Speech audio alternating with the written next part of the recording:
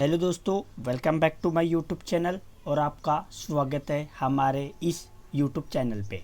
देखिए यहाँ पे एमपी हाई कोर्ट क्वेश्चन 2021 महत्वपूर्ण प्रश्न इंटरव्यू के लिए मैं आपको बताने वाला हूँ। Madhya Pradesh high court interview प्रश्न पार्ट नंबर 3 है। ये मैंने पार्ट नंबर 1 और पार्ट नंबर 2 की भी वीडियो अपने चैनल पे अपलोड की है। आपने वो नहीं देखी होगी तो मैं वीडियो डिस्क्रिप्शन बॉक्स में आपको लिंक दे दूँगा, तो आप वहाँ से जाके वीडियो देख सकते हैं। तो देखिए हमारा ये पार्ट नंबर 3 है।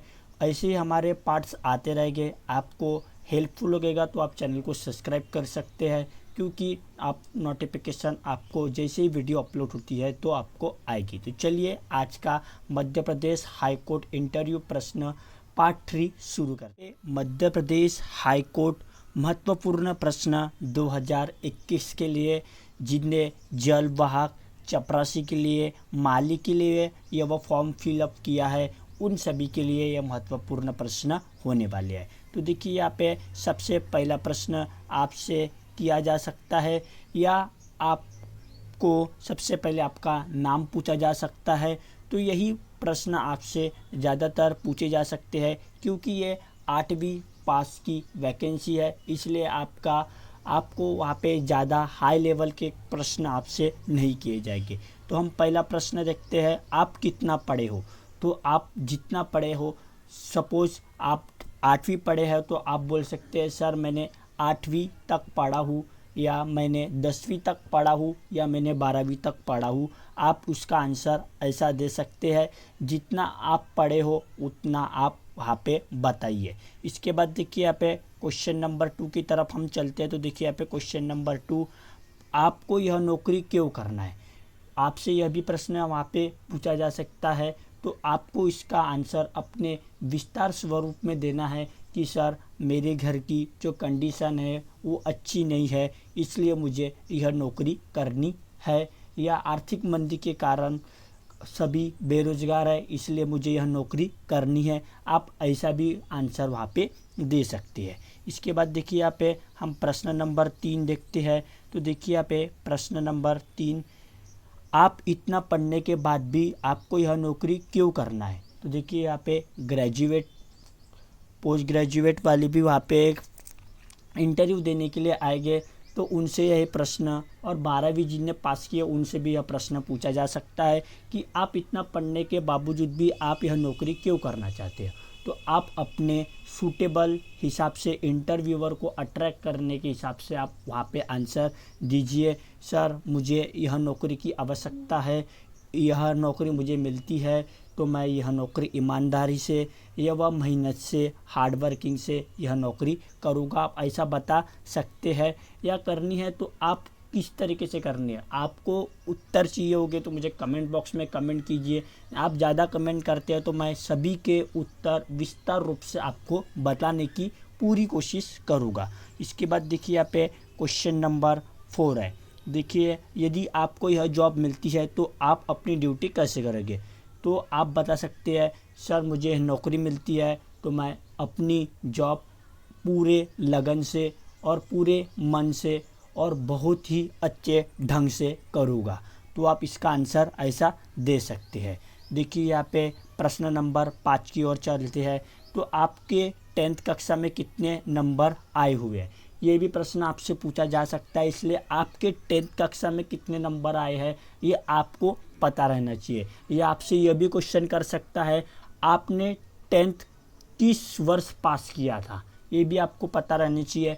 आपसे इंटरव्यूअर ने सपोज क्वेश्चन पूछा, आपके 10th कक्षा में कितने परसेंटेज आए थे या कितने नंबर आए थे, तो आप उसे वहाँ पे आप सोचिए मत कि आपको कितने, आप यहाँ से ही प्रिपरेशन करके जिए। और आपको ईयर पूछा तो आपको ईयर भी पता रहना चाहिए।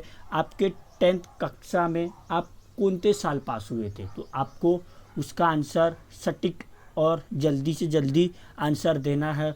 वहाँ पे आपको सोचना नहीं है मैंने कब किया था, आपको पहले ही प्रिपेयर करके जाना है। इसके बाद देखिए यहाँ पे प्रश्न नंबर 6 की हम यहाँ पे बात करते हैं, आपको इस विभाग के बारे में क्या अनुभव है। देखिए यहाँ पे आपको अनुभव है तो ही बताइए, अपने मर्जी से वहाँ पे बताइए मत कि मुझे सर इसका 2 साल का अनुभव है, 3 साल का अनुभव है।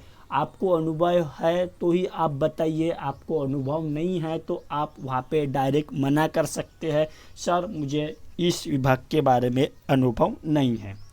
इसके बाद देखिए हम प्रश्न नंबर 7 की बात कर लेते हैं। देखिए यहाँ पे प्रश्न नंबर 7, आप क्या काम करते हो? तो देखिए भाई, जो आप काम करते हो वही काम वहाँ पे बताना है। आप अपने मर्जी से लमसम काम मत बताइए। आप कंपनी में काम करते हो तो आप बताइए सर मैं एक रिपोर्टेड कंपनी में काम करता हूँ। आप दूसरा काम नहीं करते हैं या अभी खाली हो तो आप बोल सकते हैं सर मैं फ़िलहाल में अभी दूसरा और कौनता काम नहीं करता, ये भी आप वहाँ पे बता सकते हैं। इसके बाद देखिए यहाँ पे प्रश्न नंबर 8 के बारे में हम यहाँ पे बात करते हैं। तो देखिए यहाँ पे प्रश्न नंबर 8, क्या आपको जलवाहक का कार्य पता है? तो देखिए आपने फॉर्म जलवाहक के लिए अप्लाई किया है तो आपको जलवाहक के बारे में बताना है। आपने चपरासी के लिए फॉर्म फिलअप किया तो आपको चपरासी का कार्य पता होना चाहिए। उसके बाद आपने माली के लिए फॉर्म फिल किया है तो आप माली क्या आपको कार्य पता रहना चाहिए। आपने ड्राइवर के लिए फॉर्म फिलअप किया तो आपको ड्राइवर का वर्क पता रहना चाहिए। तो आप जिस विभाग में फॉर्म फिलअप किया है उस विभाग का कार्य अपने अकॉर्डिंग आपको पता रहना चाहिए। आपको विस्तार से आंसर होना तो आप ज़्यादा से ज़्यादा कमेंट बॉक्स में कमेंट कीजिए, मैं खुद इसके आंसर आपको बताऊंगा। तो देखिए यहाँ पे प्रश्न नंबर 9 की हम यहाँ पे बात करते हैं। आपको कितने साल का अनुभव है? देखिए भाई, आपने जैसे जल विभाग में कहीं पे गार्डनिस्ट में आपने काम किया है तो आप बताइए सर मुझे 1 साल का अनुभव है या 1.5 साल का अनुभव है या 6 महीने का अनुभव है। आपको अनुभव नहीं है तो आप डायरेक्ट बोल सकते हैं सर मुझे अनुभव नहीं है। तो वो एक अच्छा तरीका होगा, क्योंकि आपको अनुभव नहीं है और आप बताते हैं सर मुझे अनुभव है, और आपको जॉब लगने के बाद आपको वह काम मिलता है तो आपको वहाँ पे बताया नहीं जाएगा आपको अनुभव है तो करिए आप काम। तो ऐसा आपके साथ नहीं होना चाहिए, इसलिए वहाँ पे झूठ मत बोलिए, आप जो सही है वही वहाँ पे बोलिए। इसके बाद देखिए यहाँ पे प्रश्न नंबर 10 है। तो देखिए यहाँ पे इसके पहले क्या अपने जल वाहक का इसके पहले क्या आपने जल वाहक का काम किया है? तो देखिए यहाँ पे थोड़ा सा प्रिंट है, मिस्टेक है, वहाँ पे चाहिए था जल वाहक। तो देखिए यहाँ पे आपने जल वाहक या चपरासी के लिए फॉर्म फिल किया है तो वहाँ पे आपको पूछ सकते हैं कि इसके पहले आपने जल वाहक या चपरासी का कहीं काम किया है, तो आप बोल दीजिए ना। आपने नहीं किया है तो आप बोल दीजिए डायरेक्ट सर मैंने जॉब नहीं किया है चपरासी का या मैंने जल वाहक का जॉब कहीं पे नहीं किया है, तो आप डायरेक्ट वहाँ पे मना कर सकते हैं। तो देखिए यहाँ पे हमारा ये पार्ट नंबर 3 था। इसके बाद हम एक पार्ट लाएंगे, पार्ट नंबर 4, उसमें भी इंटरव्यू के महत्वपूर्ण प्रश्न करेंगे। उसके बाद मैं आपको फाइलिंग बताने वाला हूँ कि फाइलिंग कैसी करना है, अपनी वहाँ पे जाएंगे तो आप कैसे अपने फाइलिंग करना है वो भी मैं आपको बताने वाला हूँ। उसके बाद आपका सेल्फ इंट्रोडक्शन कैसे देना है वो भी आपको मैं बताने वाला हूँ। इसके बाद देखिए यहाँ पे हम पूरी तैयारी यहाँ से पूरा 100% देंगे। कॉन्फिडेंस लेवल कैसा हाई रखना है इसके बारे में भी आपको बताने वाला हूँ। तो आप चैनल को सब्सक्राइब कर सकते हैं, मेरी जोर ज़बरदस्ती नहीं है कि चैनल को आप सब्सक्राइब ही करें। आपको अच्छा लगा तो आप चैनल को सब्सक्राइब कीजिए, दूसरे के साथ वीडियो शेयर करते रहिए। देखिए भाई, उसको भी फ़ायदा होना चाहिए, आपको भी फ़ायदा होना चाहिए। मैंने भी फॉर्म फिलअप किया है तो मैं अपने विस्तार से तैयारी कर रहा हूँ, आपसे भी करवा रहा हूँ। आपको जो क्वेश्चन पता है वो उस कमेंट बॉक्स में कमेंट कीजिए, मैं उसका आंसर देने की कोशिश करूँगा। यानी मुझे भी नया कुछ सीखने को मिल रहा है आपसे और मुझसे आपको सीखने के लिए मिल रहा है, तो ऐसा कम्युनिकेशन आप करते हैं। तो आई होप आपको वीडियो पसंद आया होगा, तो लाइक करना। नेक्स्ट वीडियो में फिर मिलते हैं, धन्यवाद।